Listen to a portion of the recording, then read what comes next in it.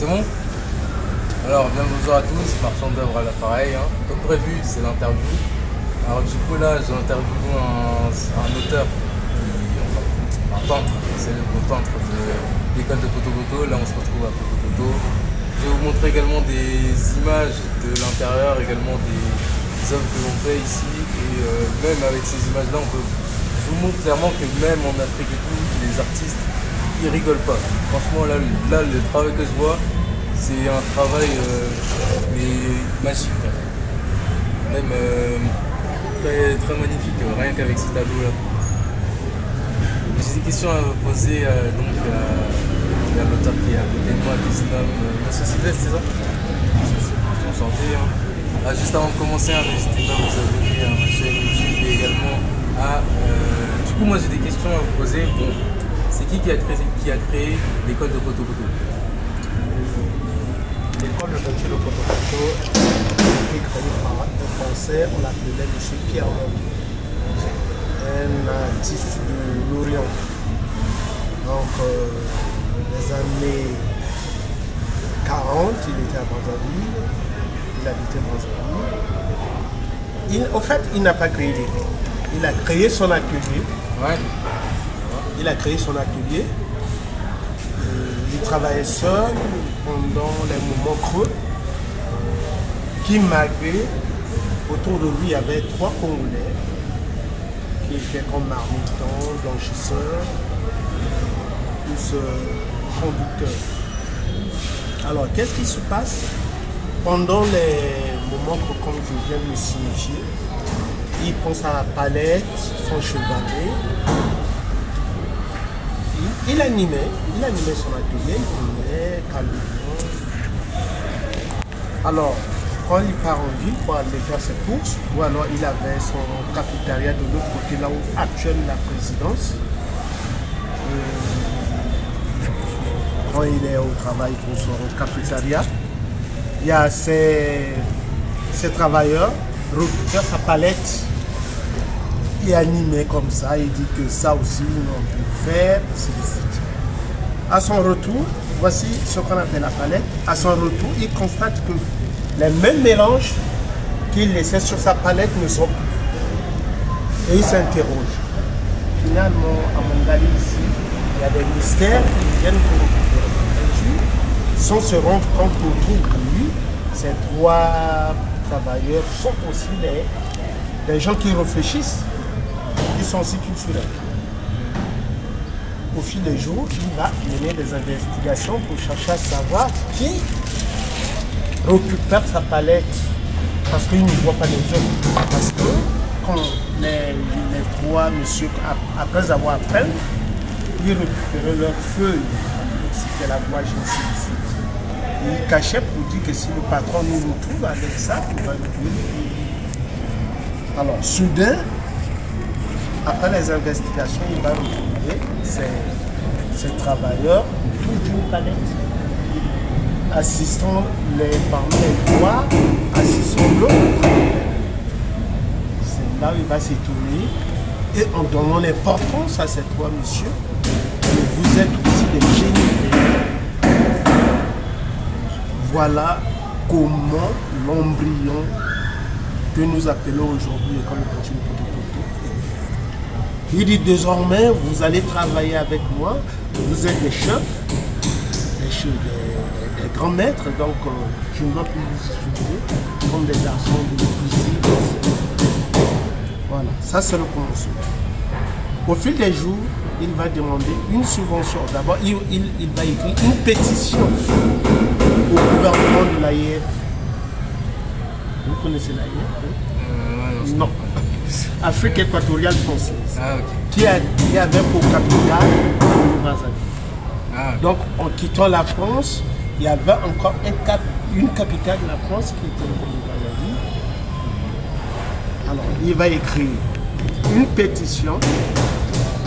On demande à ces 3 messieurs, bon, ils étaient déjà 4, 5, 6, on demande à ces artistes de pouvoir signer cette pétition pour demander tout ce local de l'avenue La Paix à l'avenue Maléma. Donc toute cette zone devrait être le lieu de l'école de peinture. Alors, en demandant à ces artistes désormais de travailler ici et de vivre ici. Qu'est-ce qui va se passer? Comme c'est un lieu marécageux, une forêt, le petit Congolais n'a pas voulu rester dans la forêt. Et d'autres occupants sont venus récupérer tout le reste. On n'a plus que garder le lieu. Alors, de là, ils ont, avec cette pétition, ils ont la bourse, c'est-à-dire qu'ils sont contrôlés par l'AIF, le gouvernement de l'AIF, et il achetait le matériel pour travailler. Alors, l'arrivée de l'indépendance, avant l'indépendance, il y a le président Sédar Senghor, avant qu'il soit président, passe ici, après c'est l'école de l'atelier d'art africain, avant que ça soit l'école de musique. Donc on lui demande, on dit, Monsieur Pierre, est-ce que vous pouvez passer à Dakar pour pouvoir animer aussi comme vous le faites? Et oui, mais ici, moi j'ai une subvention, là-bas je ne sais pas que 2000. À la grande surprise, l'indépendance arrive à Brazzaville, tout est coupé. Moi, il tombe au lit, il réfléchit que Sédar Senghor, c'est inculturel. Certainement, avec Sédar Senghor, on peut faire des choses. Et Sédar passe président. Il quitte le Congo pour le Sénégal en léguant gracieusement l'atelier d'art africain à les artistes évoluant ici. Cette école, alors, cet atelier, oui, c'est maintenant. En 1900, voilà, en des années écoulées, le gouvernement congolais de cette époque demande aux artistes de quitter les lieux parce qu'ils ne connaissent pas de quoi il s'agit. Qu'est-ce que c'est? Cet atelier, là où c'était la maison d'un blanc, devenu plus africain, il faut que le gouvernement récupère cet atelier pour pouvoir faire un compte de la gendarmerie. Donc ici, on peut faire un compte de la gendarmerie. Ces artistes aussi, aux yeux forts, comme ça se dit à la tradition congolaise, courageux qu'ils étaient, ils ne pouvaient pas céder le local au gouvernement. Et le gouvernement congolais va poser la question à ces artistes. Mais là, qu'est-ce que vous faites? Ils vont dire que nous sommes libres, nous pouvons aussi former comme tout autre. Le gouvernement commence à appeler ici l'école de Portugal.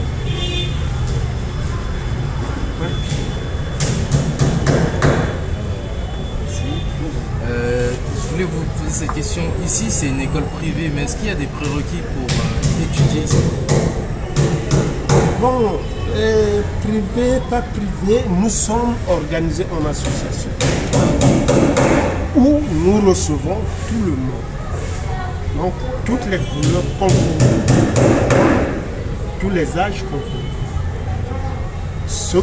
D'abord, nous sommes des libéraux et nous souhaiterons, aimerons bien. Il y a les femmes européens ou américains, ils viennent s'asseoir autour de nous, autour de nos cibles, nous dessinons, nous peignons, ainsi de suite. Pour demander, permettre à chacun de nous de s'exprimer d'une manière je ne sais pas maintenant si vous savez que c'est des jeunes gens qui sont en train de... Pourquoi? Pendant les vacances, aujourd'hui, les gens ont compris que laisser les enfants à la maison tous les 3 mois de vacances, ils perdent la tête et ils sont toujours devant la télévision à regarder ce qu'ils veulent regarder. Ils préfèrent que leurs enfants passent tout le temps ici, jusqu'à 1 heure donnée, ils viennent chercher leur enfant. Voilà comment nous sommes. Et nous recevons tout le monde.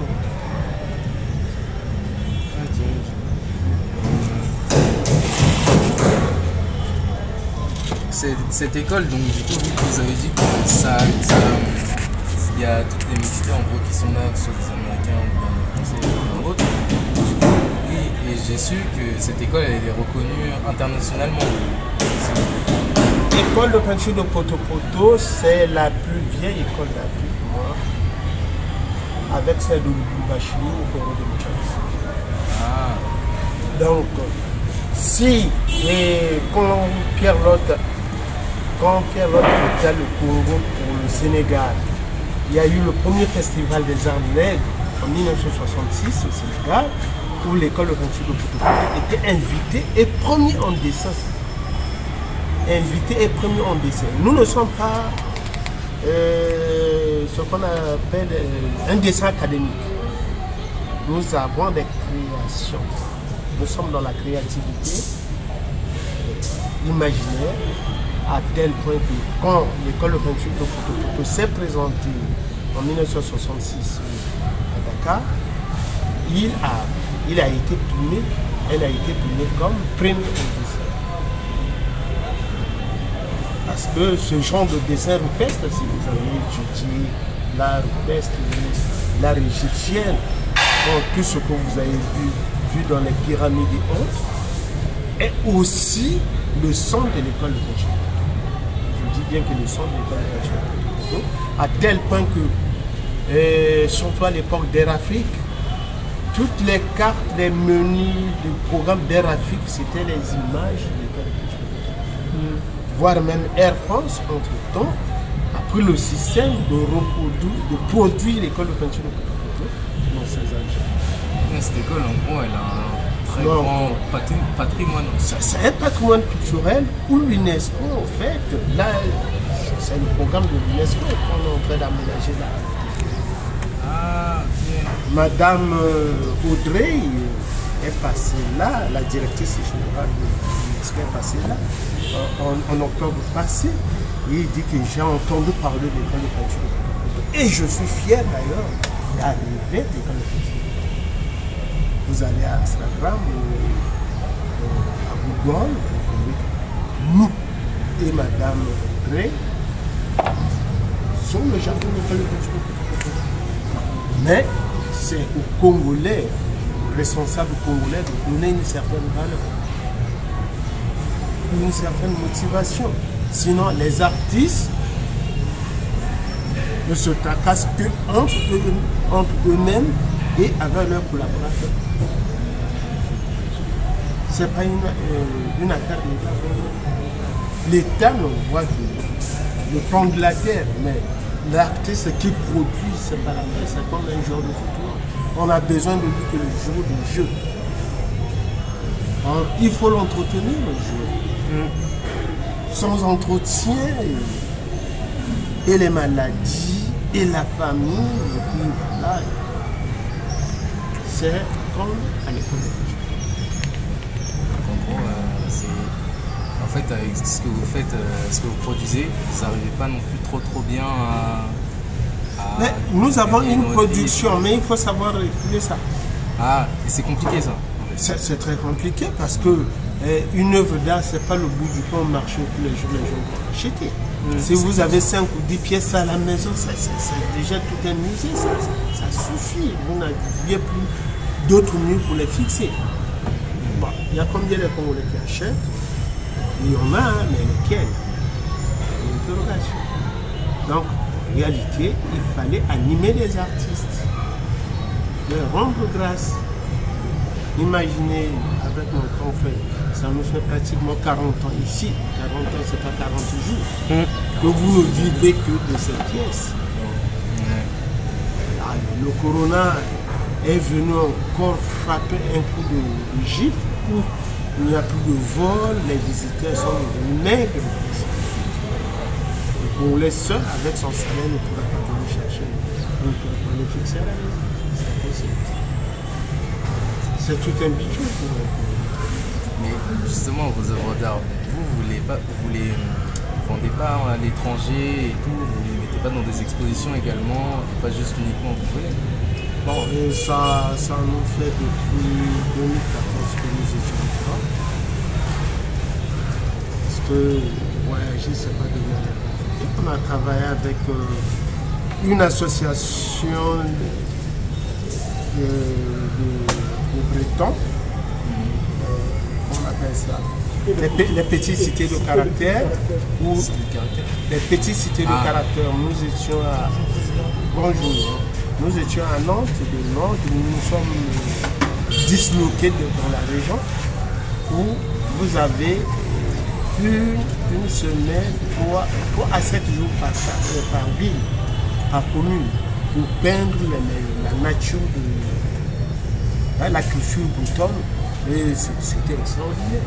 Ouais, bah donc c'est cette association qui vous invite et vous paye des billets d'avion, des billets de train, les jeunes véhiculés pendant 45 jours. Et le reste, c'est une exposition itinérante qui fait la France, les régions de la France.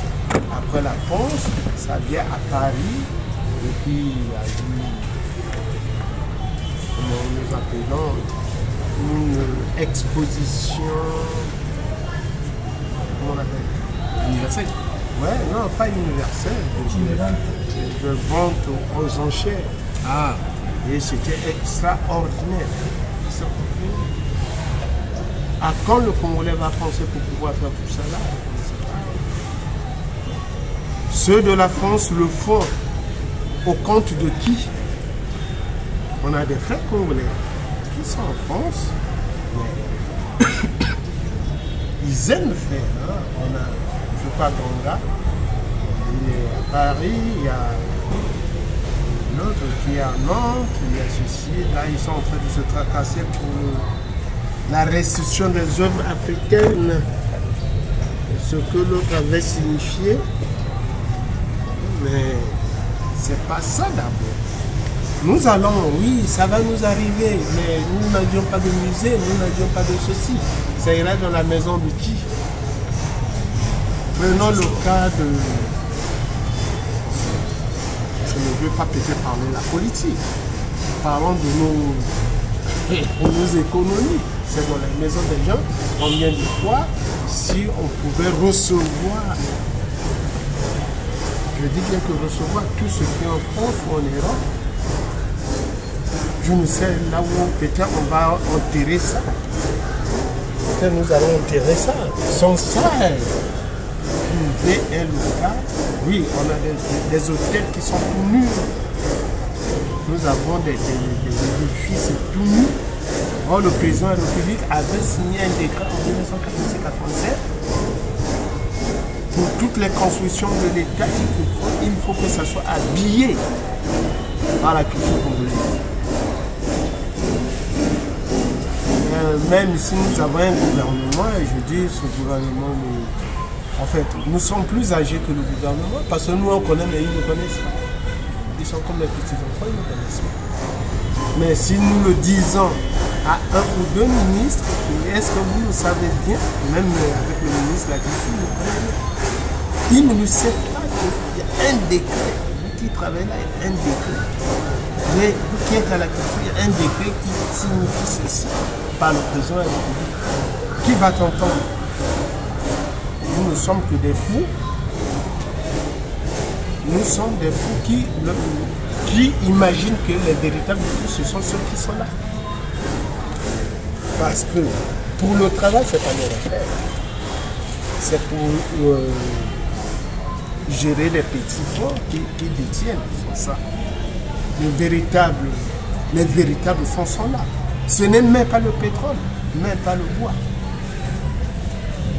L'économie, c'est ça. Mais une économie sans culturelle, vous êtes plus qu'un animal dans la vie.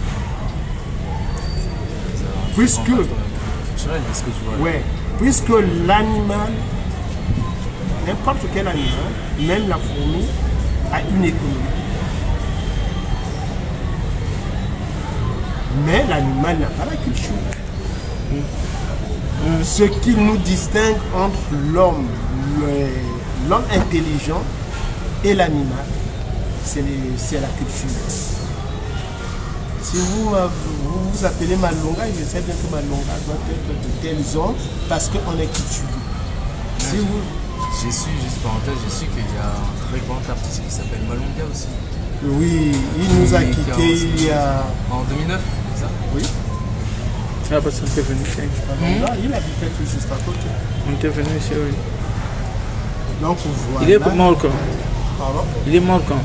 En 2009, là, c'est quelques jours après la mort de Jean-Paul, le pape Jean-Paul, une semaine après, mais également il a tiré ça. Non, la différence, c'est ça. Sinon, on a tous des véritables animaux, sans se rendre compte, mais pour la distinction que nous appelons intelligence ou pas, il faut avoir la culture dans le monde. Et sans culture, vous n'avez qu'une véritable culture de la guerre. Les contradictions. Parce que les gens pensent que la guerre, c'est toujours tenir l'arme. Non, mais les contradictions dans la tête. Les contradictions dans la tête. L'hippopotame, par exemple, quand sa femme met au monde un masculin, il faut le tuer. Parce que sans culture, oublions que cette enfance pourra venir aussi de la protéger.